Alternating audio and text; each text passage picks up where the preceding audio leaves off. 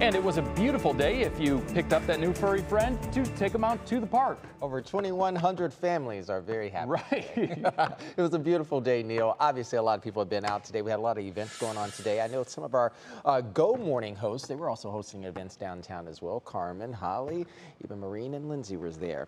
Let's start out with the national picture right now. A series of disturbances are happening in the nation's heartland right now. Moving through the Ozarks, you can see there are a lot of convection over towards southern Illinois, even portions of Arkansas, Tennessee, southeastern Missouri, getting some wee bit disturbances right now, but the south is still cooking. It is still very hot out there. We also have a weak cold front that is sliding south into our area over the next few hours here. This is going to be sort of a moisture-ridden type system and not going to have a whole lot of moisture associated with it, but it also will spark up a few light showers here and there for the rest of the evening. Do not cancel any plans. You can still have your plans on the books for you this evening here. Mainly dry right now. You can see some few pops beginning to move over towards the Sandusky region right now towards northern Erie County, but again, not that bad. Paris 7s across mainly areas in the inland. Low 70s along the coastline, Cuyahoga County stretching over towards Lake Geogga and also Ashtabula County right now.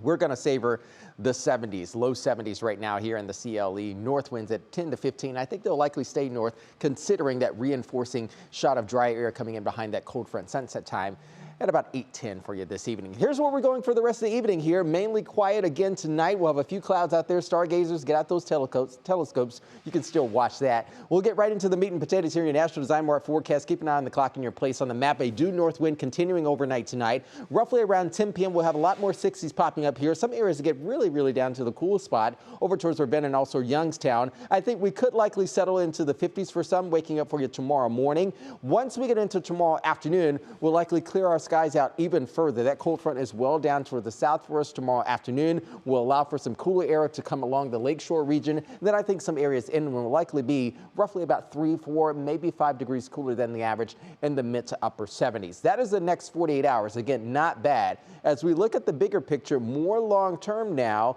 you can also see where that cold front is sparking off some showers, mainly north and also east of the area through the evening here. Once we get into Monday into Tuesday, we're likely going to increase our cloud cover, starting out with this complex of storms riding into the region Tuesday afternoon. I think we'll likely increase our cloud cover from the lakeshore, and then that'll surge down inland. Whether or not this is going to be a severe weather event, I think the nexus of that is still going to be concentrated north and also east in southern Canada. However, we'll still likely start off on Wednesday morning with a few light showers, and then we're done after that. Back into the dryscape we go. Lots of sunshine, not just for Wednesday, but also Thursday, likely on Friday as well. And look at that. Looks like the models want to bring in a little bit of a tropical wave into that area. And speaking of which, we're still watching what is tropical storm, or at least now Hurricane Franklin. Back to a hurricane right now at 1.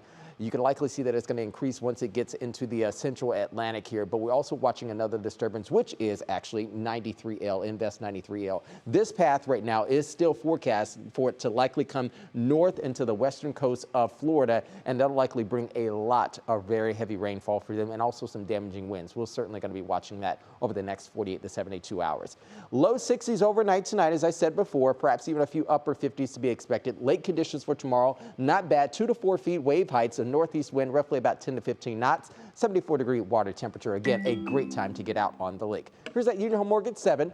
Much sunnier skies expected behind that cold front next week on Wednesday leading in towards Thursday. I think Friday we do pretty darn good. Friday highs just around 80 degrees, low 80s. You can see there mainly sunny skies next Saturday. And I believe, if the calendar says it correctly, that is the first weekend of September. Wow. Crazy. That's a heck of a 7-day forecast right there. I like to say I'll so take myself. that any day of the year. 70s, mid 70s? We need it. We do need it. All right, coming up.